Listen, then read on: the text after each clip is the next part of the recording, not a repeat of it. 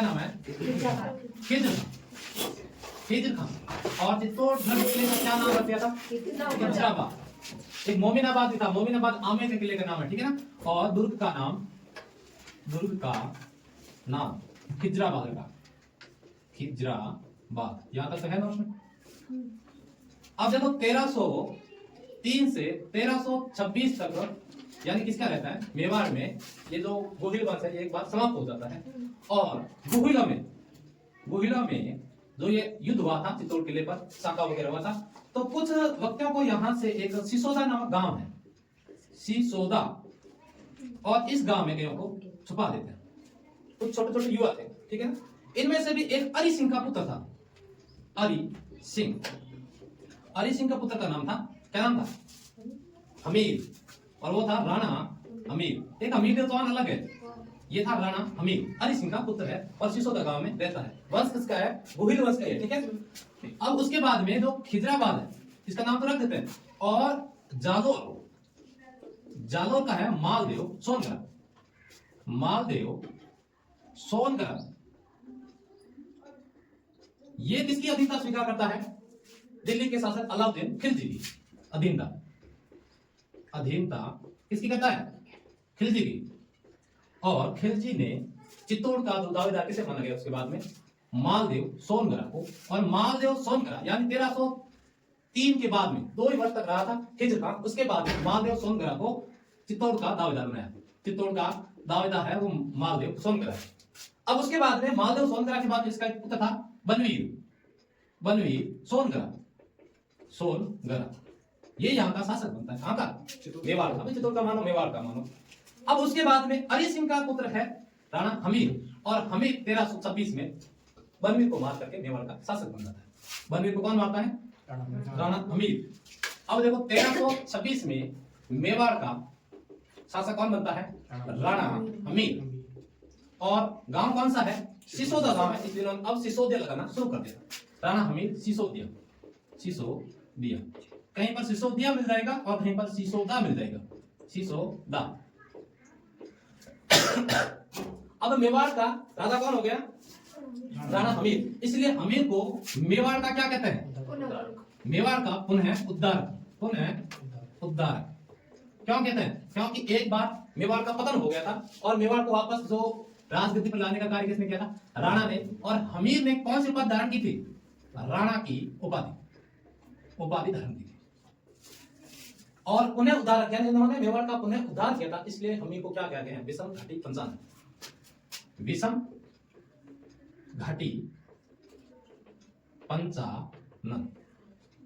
घाटी पंचानन ये उपाधि कई बार भी पूछी गई है राणा हमीर की। राणा हमीर के नाम के हमीरदेव चौहान की। 1326 से कब तक रहता है यहाँ का शासक? 1326 से 1364 तक रहता है।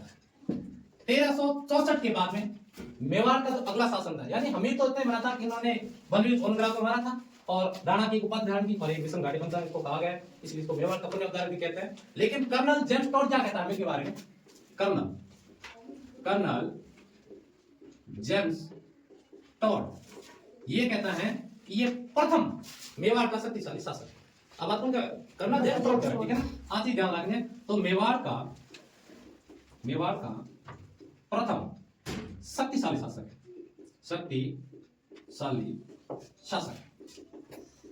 ठीक है।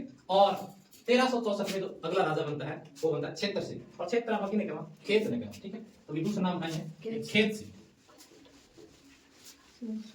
1364 में अगला शासक होता है 1364 में क्षेत्र सिंह। और क्षेत्र का दूसरा नाम, इसका नाम है खेत सिंह। इनका पुत्र कौन था? लाखा था। और लाखा को क्या कहते हैं? लक्ष्य सिंह। लेकिन एक इनकी दासी थी क्षेत्र सिंह की, और दासी का क्या नाम? खातिन। क्षेत्र सिंह की एक दासी थी और खातिन के 2 पुत्र थे, चाचा मेरा, ये नाम है, ठीक है। चाचा है मेरा, ये नाम याद रखना, आगे आएगा ये जाएगा। क्षेत्र सिंह है ना, क्षेत्र जीतने का किया था। तो उन्होंने सबसे पहले अजमेर को जीत करके मेवाड़ में मिलाया। पहले अजमेर को जीता, ठीक है। और क्षेत्र सिंह उसके बाद में भीलवाड़ा को जीता। भीलवाड़ा को जीतने के बाद इन्होंने हाड़ौती क्षेत्र जीता। हाड़ौती क्षेत्र। और इसके बाद में जो डूंगरपुर है उसके आसपास के ठीक है ना, कोजा है कोजाबाग। तो हाड़ौती क्षेत्र पहले अजमेर को जीता, उसके बाद में भीलवाड़ा को जीता, फिर हाड़ौती को जीता और डूंगरपुर के आसपास के क्षेत्र को जीता था क्षेत्र सिंह। अब क्षेत्र सिंह के तो पुत्र है लाखा। अगला शासक कौन बनेगा? बीच में है देखिए तरीके बताना। 9 शनिवार हो गया, अगले शनिवार। आप देखो क्षेत्र सिंह है, क्षेत्र सिंह के बाद शासक कौन बनेगा? राणा लाखा बनेगा। और सबसे ज्यादा तो कार्य है इन्हीं के काल में हुआ था, लाखा के काल में। ये लाखा कब बना था? 64 से 82, 1364 से और 82। हाँ अरे 64 ठीक है। अब देखो हमें के बाद में रणमल क्षेत्र सिंह हो गया, क्षेत्र सिंह के बाद में लाखा हो गया। अब देखो लाखा जैसे शासक बना तो लाखा ने सबसे पहले क्या किया? लाखा के समय मेवाड़ की अर्थव्यवस्था में सुधार हुआ। मेवाड़ में अर्थव्यवस्था का क्या हुआ था? सुधार हुआ। किसके समय? लाखा के समय। लाखा या लक्ष्य सिंह, इनके समय जावद के कहां पर है? जावद उदयपुर में सीसा, जस्ता और चांदी की खाने बने। ठीक है, एक तो सीसा, जस्ता और चांदी की खाने। तो इनके समय में क्या हुआ था? अर्थव्यवस्था में सुधार हुआ। अब देखो लाखा के समय एक नटनी नाम की थी। नटनी नाम सुना है क्या? नटनी। और नटनी का चबूतरा भी बना है। कहां पर बना है? पिछोला झील पर। पिछोला झील। अब देखो नट जाति ये तो पिछोला झील कहां पर है? उदयपुर में। ये पिछोला झील किसने बनवाई? पिछोला झील यानी 2 बंजारे थे। एक का नाम था बिच्छू मार और दूसरे का नाम था चिड़ी मार या चिड़िया मार। ठीक है, 2 बंजारे थे। एक का नाम था बिच्छू मार, एक का नाम था चिड़ी मार। इन दोनों के पास में थे बैल। एक बैल था और बैल की मृत्यु हो जाती है। तो इस बैल की याद में पिछोला यानी उदयपुर में बिच्छू मार और चिड़ी मार 2 मिलकर क्या करते हैं? झील का निर्माण करते हैं और इस झील का नाम है पिछोला झील। और वहां पर एक गलकी नाम की नटनी आती है उदयपुर में और वे अपना कर्तव्य दिखाती है। यानी जैसे 1-2 बांस यहाँ है और एक बांस यहाँ पर है, इस पर रस्सा बांध करके ऊपर चलती है। आपने डंडा लेकर देखा है सब? मेरा मुझे लाखों है। तो ये यहाँ से चल रही है कौन? नटनी। और नटने का नाम क्या है? गलकी। तो किसी ने जाकर के राणा लाखा को बताया कि राजा जी हमारे उदयपुर में एक गलकी नाम की नटनी है, तो कर्तव्य करते और रस्सी के ऊपर चलती है। तो पहले लाखा ने नहीं माना। उसके बाद में राणा लाखा ने कहा कि चलो ठीक है, देखा। तो उन्होंने गलकी को बताया कि जो पिछोला झील है, यदि तुम इस पिछोला झील को पार करोगे, यानी एक डंडा यहाँ लगा दिया, एक यहाँ लगा दिया, बीच में रस्सा बांध दिया, इस झील को पार करोगे तो उदयपुर यानी मेवाड़ का आधा राज्य आपको दे दिया जाएगा। गलकी ने कहा मैं बिल्कुल आराम से पार करूंगा। और गलकी यहाँ से चलना शुरू करती है। कहां जाते हैं कि जैसे पहुंचने वाली थी और इन गलकी का एक छोटा पुत्र था। किसी ने पुत्र को जोरदार से मारा और इसका पुत्र चिल्लाया, मारो बेटे पे लगाओ, भी सबने ध्यान है। वही को है पुत्र ने वाला किंग दे खुद खवाया बेटा ने किंग दे। वो सहमी बात है। तो कहा जाता है कि किसी ने इसके पुत्र को मारा था, चिल्लाया, तो उसकी माता का ध्यान भटक गया और भटकने के कारण ये गलकी है पानी में डूब गई। डूबने से गल गई। क्या नाम है? गलकी नाम था। और किसी ने यह भी कहा है, इतिहास में 2 नाम मिलते हैं। एक ने कहा है कि ये पार करने ही वाली थी, तो राणा लाखा ने इशारा किया था अपने सैनिकों को कि ये जो रस्सी है इस रस्सी को काट, वरना आधा राज्य देना पड़ जाएगा। और इस रस्सी को काटने से भी ये गलकी पिछला झील में गिर गई और गिरने से की मृत्यु हो गई। तो पिछला झील की पाल झटने का चबूतरा किसने बनाया था? राणा लाखा। ठीक है, 2 काम हो गए। अब देखो राणा लाखा है। राणा लाखा के 2 पुत्र थे। 2 पुत्र, क्या क्या नाम था? एक का नाम था राणा चुंडा। मेवाड़ के शासक राणा लगेंगे, मारवाड़ के शासक राव लगेंगे। ठीक है, और एक का नाम क्या था? राघव देव। वैसे एक वीरमदेव नाम का भी था, लेकिन ये 2 ही नाम लेते हैं। एक का नाम राणा चुड़ा और एक का नाम था राघव देव। 2 पुत्र थे। और इधर है मारवाड़। मारवाड़ का शासक जब राणा लाखा मेवाड़ का शासक थे तब मारवाड़ का शासक था राव चुड़ा। राव चुड़ा, एक तो राव चुड़ा है और एक राणा चुड़ा, अनकुछ मतलब, ठीक है ना। तो इनके एक पहले रानी थी, उनके दो पुत्र है, एक पुत्र और एक पुत्री। एक पुत्र का नाम है रणमल और पुत्री का नाम है हंसाबाई, हंसाबाई, ठीक है। और एक इनकी जो छोटी रानी थी लाडली, उसका नाम था किशोरी। क्या नाम? किशोरी, और किशोर अवस्था ही थी। इनके एक पुत्र था जिसका नाम था काना, काना कौन करिए। तो किशोरी देवी राव चुड़ा की लाडली रानी थी। किशोरी देवी ने राव चुड़ा को कहा कि मारवाड़ का अगला शासक रणमल को नया बना करके हमारे पुत्र काना को बनाना। तो राव चुड़ा ने बात मान ली और राव चुड़ा ने रणमल और हंसाबाई दोनों को यहाँ से निष्कासित कर देते, अपने पुत्र और पुत्री को। और हंसाबाई अविवाहित थी, कुंवारी थी। दोनों चलते हैं और दोनों मेवाड़ की ओर चलते हैं, मेवाड़ की ओर। मारवाड़ से कहां आ रहे हैं? मेवाड़ आ रहे हैं। मेवाड़ में यानी राणा लाखा के पास पहुंचने से पहले हंसाबाई को मेवाड़ में थोड़ा दूर छोड़ देते हैं। यहाँ पर हंसाबाई बैठता है, हंसाबाई। और रणमल नारियल लेकर के जाता है किसके पास में? राणा लाखा के पास में। और हंसाबाई का रिश्ता किसके साथ में करना था? राणा चुड़ा के साथ। लेकिन रणमल ने जो नारियल था वो ले जाकर, क्योंकि चुंडा उस समय दरबार में नहीं था, और नारियल सीधा ले जाकर के राणा लाखा को पकड़ा दिया। डोगरी मुंह में दान दिखा बुड्ढा था। राणा लाखा के हम बुड्ढों को कौन नारियल दे रहा है? तो रणमल ने कहा मैं मेरी बहन हंसाबाई का विवाह आपके पुत्र राणा चुड्डा के साथ करना चाहता हूं। लेकिन जब राणा चुड्डा आया था, उनको पता चला कि नारियल पहले उनके पिताजी के हाथ में दे दिया, तो राणा चुड्डा ने कहा था कि पहले आपने नारियल किसके हाथ में दिया? यदि मेरे पिता के हाथ में दिया तो आपको ये जो हंसाबाई है मेरे पिता को ही देनी पड़ेगी। तो रणमल ने कहा कि मैं एक वादा करता हूं, तो आपके पिता को दे देता हूं मेरी बहन हंसाबाई को, लेकिन राणा लाखा और हंसाबाई से जो भी संतान होगी मेवाड़ के राज सिंहासन पर वही बैठेंगे। तो चुड्डा ने यस कह दिया, बिठा दें, कोई दिक्कत नहीं, और मैं आज के बाद विवाह भी नहीं करूंगा। तो राणा लाखा और हंसाबाई का विवाह हो जाता है। राणा लाखा वाइफ ऑफ हंसाबाई, ठीक है। अब ऐसे कोई मेल मिलाप की हो। हमीदा बानो नाम सुना ना? हां, एक हुमायूं और हमीदा बानो भी थी। तो हुमायूं की आयु थी 31 वर्ष, 31 वर्ष, और हमीदा बानो की आयु उल्टी होती है ना, एक को आगे होता और फिर निकाह। तो उसी तरह लाखा और हंसाबाई के बीच में अंतर था, लेकिन विवाह हो गया। और राणा चुड़ा ने विषम प्रतिज्ञा ली, विषम प्रतिज्ञा कि मैं विवाह नहीं करूंगा और राज सिंहासन पर हस्तक्षेप भी नहीं करूंगा। इसलिए मेवाड़ का विषम किसे कहा गया?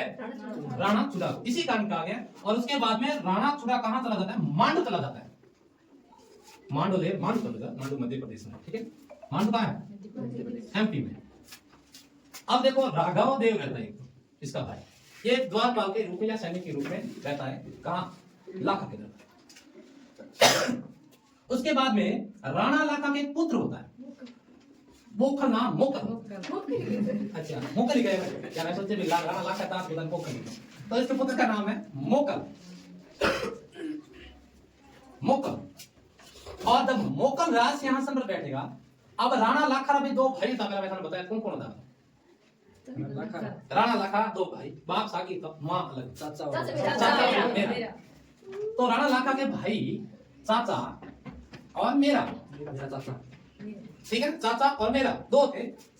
ये छेतर सिंह के पुत्र थे, दासी पुत्र थे। ये भी छेतर सिंह का ही है। लेकिन जब लाखा राज सिंहासन पर था तो चाचा और मेरा ने किसी तरह का हस्तक्षेप नहीं किया था। अब देखो लाखा के बाद में लाखा का पुत्र राजगद्दी पर बैठा है, तब चाचा और मेरा हस्तक्षेप करेंगे। और चाचा और मेरा इनको मानना चाहता है मोकल। अब उसके बाद मोकल एक युद्ध अभियान लेकर के जाता है गुजरात। गुजरात में जगह है जिलवाड़ा, जिलवाड़ा नामक स्थान पर जाता है। कौन जा रहा है? मोकल, युद्ध अभियान में। और वहां पर कहा जाता है जिलवाड़ा जो गुजरात में रहते हैं, वहां पर एक वृक्ष के नीचे बैठ करके पूरी की पूरी सेना विश्राम कर रही थी। और मोकल के साथ में कौन था? इनका छोटा पुत्र कुंभा। मोकल का पुत्र कुंभा है, ठीक है। ये आते हैं जिलवाड़ा और यहाँ पर विश्राम करते हैं। तब चाचा मेरा और एक इनका सहयोगी था महपा पवार, इन तीनों ने मिलकर के जिलवाड़ा नामक स्थान पर किसकी हत्या कर देते हैं? मोकल की हत्या कर देते हैं। और कुंभा उस समय साथ में था, लेकिन कुंभा यहाँ से भाग करके वापस मेवाड़ यानी चित्तौड़ दुर्ग में आ जाता है। कहाँ आता है? चित्तौड़ दुर्ग में आ जाता है और अपनी दादी माँ के पास आता है। दादी माँ को नहीं, अंसारी में कौन है? हंसाबाई। खिचड़ी है या वो है? हंसाबाई। अच्छा खिचड़ी हो ध्यान रखिए, चावल से डालिए। अब चित्तौड़ में हंसाबाई है, कुंभा की क्या लग रही है? दादी लग। और कुंभा वहां करके कहां आता है? हंसाबाई के पास। और हंसाबाई क्या करेगी अब? हंसाबाई अपने भाई यानी जो रणमल था, रणमल कुछ समय बाद वापस मारवाड़ चला जाता है क्योंकि कान्हा की मृत्यु हो जाती है। तो हंसाबाई ने रणमल को वापस कहां बुलाया था? मेवाड़ बुलाया। और रणमल कहां आ जाता है? मेवाड़ आता है। भाई राणा लाखा था, लाखा के टाइम मेवाड़ में अर्थव्यवस्था का सुधार हुआ था। खाने हुई थी कौन कौन सी? भाई चांदी खान हो गए धनी कर रहे, तो अर्थव्यवस्था में सुधार हो गया। फिर बाद में राणा लाखा के टाइम एक नटनी चबूतर बनाया पिछला झील है साइड, और पिछला झील है कौन बनवाई? बिच्छुमार और चिड़ीमार, दो बाजार में बनवाई। किसके याद में बनवाई थी? बैल की याद। बैल मर गया था, उसके प्यास मर के मारा था, तो उन्होंने झील बनवाई है। और उसके बाद में ये जो गलकी नामक नटनी है पिछोला झील को पार करती है, उससे पहले पानी में गिरने से इनकी मृत्यु हो जाती है, और इसके याद में नटनी का चबूतरा बनवाते हैं। चबूतरा, ठीक है, पिछोला झील के पाल पर। ये भी प्रश्न कई बार पूछा गया है, नटनी का चबूतरा कहाँ स्थित है? पिछोला झील की पाल पर है, ठीक है।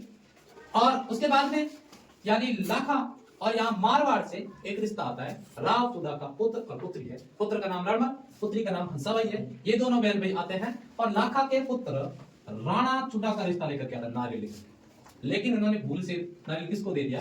राणा लाखा को दे दिया, इनके पिता को दे दिया था।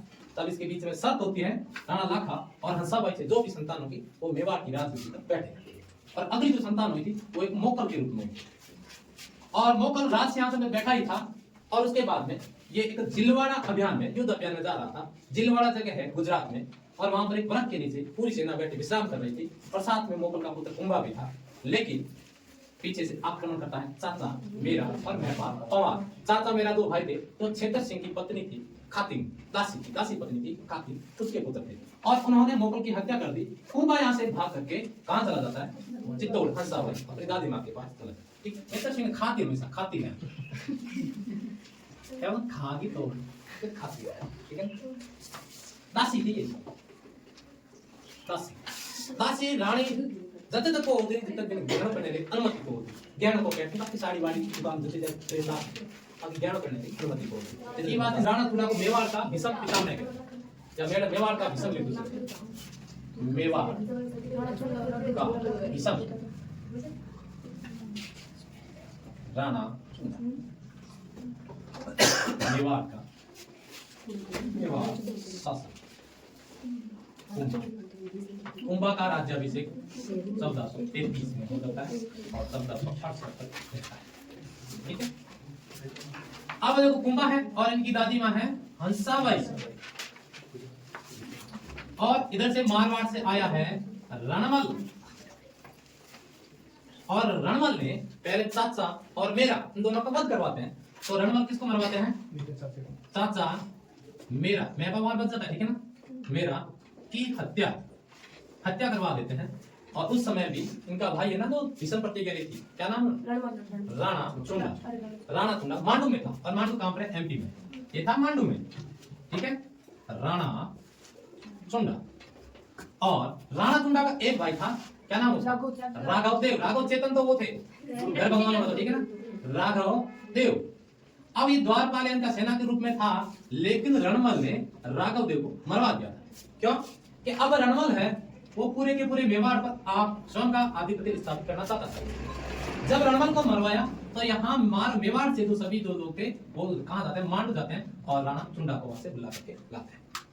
अब राणा चुंडा आता है, और आने के बाद में सबसे पहले कुंभा को समझाते हैं। कुंभा जो ये रणमल है, और रणमल कुंभा कहीं लाके बताओ कि जो ये रणमल है, रणमल मेवाड़ को मारवाड़ बनाना चाहता है, यानी उदयपुर को जोधपुर बनाना चाहता है। और अभी भी समय रहते हुए समझना, इन्होंने राघव देव की हत्या करवा दी, चाचा मेरा की करवा दी, यानी आपके तो पुराने सैनिक इन सबको मरवा रहा है। तो इनकी एक थी दासी भारमल, और इनकी थी मल्ली, इसका नाम था भारमल्ली। भारमल्ली रणमल मल के साथ में थी मल्ली भारमल्ली। ये किसकी दासी थी? रणमल की। और इनके साथ जोधा भी आया था, इनका पुत्र भी साथ में आया हुआ था। जोधा और रणमल दोनों ने मिलकर के इसकी हत्या करवाई थी, राघव देव की हत्या करवाई थी। ये राघव देव कौन था? राणा चुंडा का भाई, और पुत्र किसका था? लाखा सिंह का पुत्र था। तो भारमली इनकी दासी थी, किसकी? रणमल की। लेकिन राणा चुंडा ने और कुंभा ने दोनों ने मिलकर के ये भारमली किसकी दासी बना दी थी? कुंभा। इतना बड़ा इलाज कि अब ये जो फ्रेंड इनकी है, ये फ्रेंड कुंभा तेरी बना ले। तो कुंभा के ठीक है, कुंभा बस कुछ सामान वगैरह दिया और भारमली कुंभा के साथ हो गई और कहा कि अब रणमल को मारना है, चाहे कैसे भी मारे। तो कहा जाता है कि भारमली ने दूध में विष डाल करके रणमल को मार दिया। और एक इतिहास में यह भी बताता है कि कुंभा के सैनिकों ने रणमल को मार दिया, लेकिन भारमली ने सहयोग किया। तो जिस समय यानी चित्तौड़ में रणमल को मारा गया था, तो रणमल के सैनिक भी साथ में थे और रणमल के सैनिकों ने जोधा को कहा कि जोधा भाग सके तो भाग, थारो रणमल मारियो।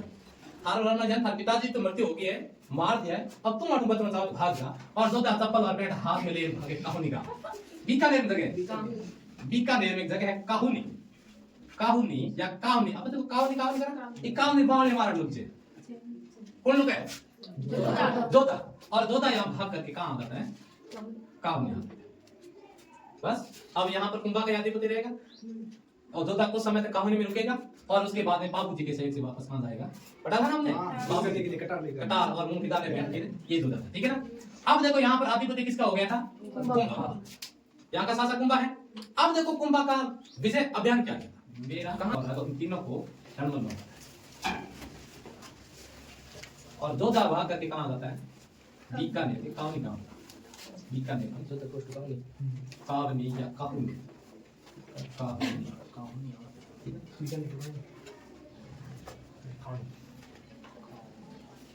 भागे चप्पल हाथ में भागना पड़े। मैं भी स्कूल पढ़ता ना, 8वीं कक्षा पढ़ता था, मारे एक नासा छोरे साथ दौड़ के मैं भी कुटी उठा। ये बात में नाच निकले यार, मैं चप्पल हाथ में लेके भागी। ये क्या था? ये बात मैं तो खुद हो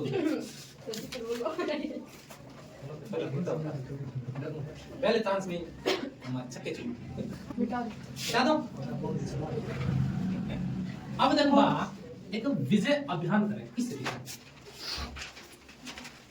कुंभारी में उपाध्याय भी गए। कुंभारी उपाध्याय कितने? बाल गुरु, राजगुरु, चाप गुरु, राणो रासो, यानी 104 उपाध्याय। उपाध्याय कुंभारी उपाध्याय 104 पूरे को याद है, ठीक है। अब देखो कुंभार विजय अभियान, विजय अभियान। सबसे पहले राणा कुंभा ने आबू विजय प्राप्त की। आप देखो आबू, ये कितना आबू का है? माउंट आबू से आबू विजय, आबू विजय। और आबू का शासक था, शासक समस खां। समस खां की नाम रखे। आबू शासक कौन था? समस खां। और कहीं करता और धीरे धीरे आगे माठ तोड़ी आगे व्यवहार में, फिर माठ तोड़ी आप खेत पानी चोगन माठ तोड़ बोले आगे बढ़े, माठ तोड़ी आगे माठ माठ माठ नहीं माठ यानी सीमा।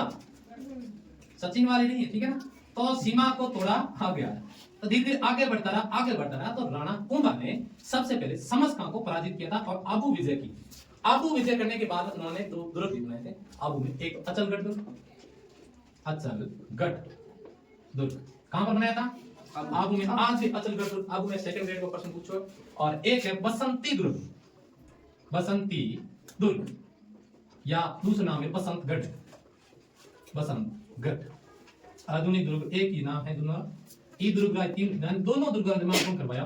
कुंभा करवाया। और करवाया गया है माउंट आबू सिरोही, ठीक है ना, माउंट आबू सिरोही राजस्थान में। और बसंती दुर्ग है जो लाली सेकंड ग्रेड में और मैं गलत लिखा था, ठीक है, क्योंकि मैंने बसंतगढ़ ही पढ़ा था, लेकिन बसंतगढ़ और बसंती दुर्ग दोनों एनसीईआरटी के सदस्य किताब में लिखा। तो बसंती दुर्ग या बसंतगढ़ दुर्ग और अचलगढ़ दुर्ग, इन दोनों दुर्गों का निर्माण कुंभा ने आबू विजय के रूप में करवाया था। और समस खां यहां से भाग जाता है, गुजरात के कुतुबुद्दीन खान के साथ में चला जाता है, ठीक है। तो पहली विजय होगी कौन सी? आबू विजय। आबू विजय के बाद में ये जो कुंभा है अगली विजय प्राप्त करेगा नागौर विजय, नागौर विजय। नागौर में भी 2 भाई थे, एक का नाम था शेषमल, शेषमल, और एक का नाम था नासिरुद्दीन, नासिरुद्दीन। और नागौर का शासक कौन बना हुआ था? नासिरुद्दीन बना हुआ था। लेकिन इन दोनों के भाइयों के बीच में क्या होगी? मुठभेड़ हो गई थी। तो शेषमल कह रहा है कि मैं शासक बनूंगा, नासिरुद्दीन कह रहा है मैं बनूंगा। तो शेषमल ने किसकी सहायता ली थी? कुंभा। शेषमल मेवाड़ चला जाता है और कुंभा को कहता है कि मैं नागौर का शासक बनना चाहता हूं, मेरा भाई नासिरुद्दीन उसको पराजित करना है और मैं आजीवन आपका क्या करूंगा? ऋणी, यानी अधिता स्वीकार कर लूंगा और आपके साथ रहूंगा। तो कुंभा के सहयोग से शेषमल है नागौर का शासक बन जाता है और नासिरुद्दीन को पराजित कर देता है। अब नागौर का शासक कौन हो गया? शेषमल हो गया। वादा क्या था? एक शर्त ये थी कि नागौर के दुर्ग में पुनः निर्माण ना होगा, पुनः निर्माण पर रोक। पहली बात तो ये कि नागौर के जो भी दुर्ग है वो वहीं रहेंगे, नए सिरे से में किसी भी तरह की मरम्मत नहीं करवानी, ठीक है? कुंभा शब्द लाओ। और दूसरी शर्त क्या है? गो हत्या पर रोक, गो हत्या पर रोक, ठीक है? और तीसरी शर्त यह थी कि किसी भी प्रकार का कर नहीं, किसी भी प्रकार का कर नहीं। कुंभा रखी गई है, कुंभा रखी आशर्त कीर्तन शेष मल पर, ठीक है? एक तो शर्त रखी नागौर के दुर्ग में पुनर्निर्माण नहीं, यानी यदि वो निर्माण करेगा तो बढ़िया दुर्ग बनाएगा तो सुरक्षित हो जाएगा, इनको सुरक्षित नहीं रहना, क्योंकि कुंभा को पता था कि कभी भी धोखा कर सकता है। उसके बाद में गो हत्या पर रोक लगाई थी, तो उन्होंने कहा चलो ठीक है गो हत्या पर भी रोक है। और किसी भी प्रकार का कर नहीं, टैक्स नहीं लेगा तो इसके पास में आर्थिक कमजोरी भी होगी। लेकिन कुछ समय बाद में ये शेष मल है इन नियमों से पलट जाता है और नागौर में गो हत्या भी शुरू कर देता है। नागौर में जो दुर्ग है उसमें पुनर्निर्माण भी शुरू कर देता है और टैक्स लेना भी शुरू कर देते हैं। तो कुंभा ने अपने सैनिकों को भेजा था, लेकिन सैनिकों के जाने पर शेषमल ने कहा कि कौन है कुंभा? कुंभा को मैं जानता ही नहीं। तो कुंभा अपनी बड़ी सेना लेकर के आता है और शेषमल को पराजित करता है और शेषमल भी यहाँ से भाग जाता है, यहाँ से भाग गया और यहाँ पर अधिकार किसका हो जाता है? कुंभा का अधिकार हो जाता है। दूसरी विजय होगी। अब तीसरी विजय, दूसरी विजय लिखने लिख लो। पहली विजय होगी आबू विजय। आबू विजय में उन्होंने अचलगढ़ दुर्ग, बसंती दुर्ग या बसंतगढ़ दुर्ग का निर्माण करवाया था। आबू का शासक कौन? समस्त। और नागौर का शासक पहले था नासिरुद्दीन और नासिरुद्दीन भाई को पराजित करके शेषमल को यहाँ का शासक बनाया था नागौर में। दूसरी विजय रही उनकी नागौर विजय। और नागौर विजय में तीन शर्त थी, एक तो नागौर के दुर्ग में पुनर्निर्माण करो, गो हत्या करो और किसी भी प्रकार का कर नहीं। नागौर विजय के बाद में ये जो शेषमल है भाग करके गुजरात चला जाता है। कहाँ चला जाता है? गुजरात। शेषमल भाग करके गुजरात और कुतुबुद्दीन के पास चला जाता है। कुतुबुद्दीन खां है, ये बुक नहीं, कुतुबुद्दीन खां के पास चला जाता है। कौन? शेषमल। शेषमल। और शेषमल ने कहा कि मेरे पास में 50,000 सैनिक यदि और होता तो मैं कुंभा को नागौर में धूल चटा देता। तो कुतुबुद्दीन का क्या हुआ कि अभी कुंभा ने नागौर पर युद्ध किया था और इसमें विजय प्राप्त हो गई थी, या मैं पराजित होकर के आपकी शरण में आया हूं। यदि मेरे पास में 50,000 सैनिक और होते हैं तो मैं नागौर में कुंभा को धूल चटा देता। तो कुतुबुद्दीन का मेरे पास में 1.5 लाख सैनिक है, ये ले जा और युद्ध करते हैं। यानी कुतुबुद्दीन स्वयं आता है और शेषमल भी आता है और दोनों आते हैं अपनी अपनी सेना लेकर के और युद्ध करते हैं किसके साथ में? कुंभा के साथ में। और कुंभा क्या करता है? शेषमल को मार देता है और शेषमल को मारता है, तब कुतुबुद्दीन भाग करके वापस गुजरात चला जाता है। तो इनकी दूसरी विजय कौन सी रहती है? गुजरात विजय। यानी कुतुबुद्दीन कहाँ का था? गुजरात का था। और शेषमल किसकी शरण में गया था? गुजरात के शासक कुतुबुद्दीन खां के शरण में गया था और वहां से सेना लेकर के ये दोनों आते हैं, लेकिन शेषमल को मारने पर कुतुबुद्दीन भाग जाता है, ठीक है? और अगली विजय रहेगी मांडू विजय, यूपी विजय, और मांडू है एमपी। अब देखो तीसरी विजय मोहम्मद खिलजी प्रथम, चौथी महमूद खिलजी प्रथम, ये चौथी विजय, ठीक है? अब महमूद खिलजी प्रथम भी क्या करता है? मांडू का सुल्तान था, इन्होंने भी कुंभा पर अटैक किया था और कुंभा और इन दोनों के बीच में एक युद्ध होता है जिसका नाम है सारंगपुर का युद्ध। सारंगपुर, और ये हुआ था 1437। इनका सन याद कर लेना, सारंगपुर की विजय। पूछा सारंगपुर की विजय कब? तो महमूद खिलजी प्रथम और कुंभा दोनों के बीच में सारंगपुर की लड़ाई लड़ी जाती है 1437 में, जिसमें महमूद खिलजी को पराजित करके और कुंभा इनको क्या कर लेता है? बंदी बना लेता है और बंदी बना करके 6 माह तक अपने पास रखता है। तो टाइम आके 6 माह, और 6 माह तक बंदी बनाने के बाद में सह समान इसको वापस लौटा देता है। अब कुंभा के बाद में अगला जो शासक हम पढ़ेंगे ना, तो रायमल के बाद में आएगा राणा सांगा। तो सांगा भी अपने दादा की तरह काजी जियोदीन को एक बार बंदी बनाएगा, उसको भी 6 माह रखेगा, वापस सह समान लौटा देगा। उसी तरह मांडू विजय में, जो मांडू विजय हुई थी सारंगपुर विजय 1437 में, जिसमें महमूद खिलजी को पराजित किया था, और पराजित करने के बाद में कुंभा ने महमूद खिलजी को बंदी बनाया और 6 माह तक रख करके वापस सह समान को लौटा दिया था। और इनको लौटा दिया, लेकिन इन विजय में उन्होंने क्या किया था कुंभा ने? एक तो विजय स्तंभ या कीर्ति स्तंभ, कीर्ति स्तंभ का निर्माण करवाया। आ चीज लिख ले। किस विजय में? सारंगपुर विजय में या मांडू विजय में आ चुके हैं। हाँ एक ही, क्या मांडू में ही है, सारंगपुर जगह हिंदी में। तो मांडू विजय या सारंगपुर दोनों नाम लिख लेना, ठीक है ना। इस विजय में महमूद खिलजी को लेकर महमूद खिलजी को कुंभा ने पराजित किया, 6 माह तक बंदी बना के रखा, उसके बाद में सह सम्मान वापस लौटाया और इस विजय में विजय स्तंभ या कीर्ति स्तंभ का निर्माण करवाया था कुंभा ने।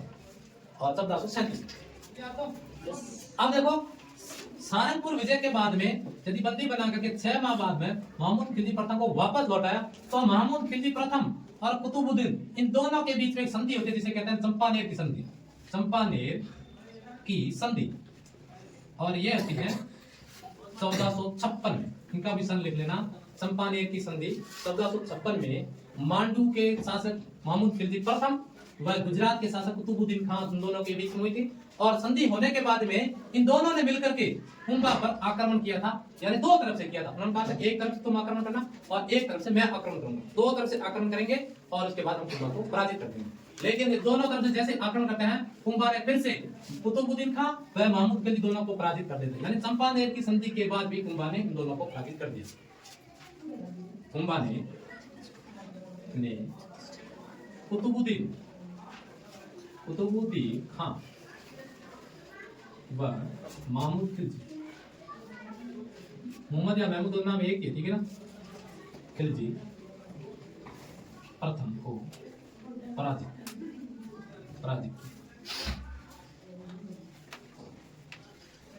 और कुंभा के पुत्र एक था उदा और एक था रायमल। लेकिन कुंभा की हत्या उसके पुत्र उदा ने की, यानी ऊपर छत पे बैठे हुए थे कुंभा और उदा आया था कि पिताजी थारा पग कड़े पग जानो पग लागो ना दीवार और पांव पकड़ करके उसको महल से नीचे गिरा देता। तो कुंभा की हत्या उसके पुत्र उदा ने की। कुंभा की हत्या उसके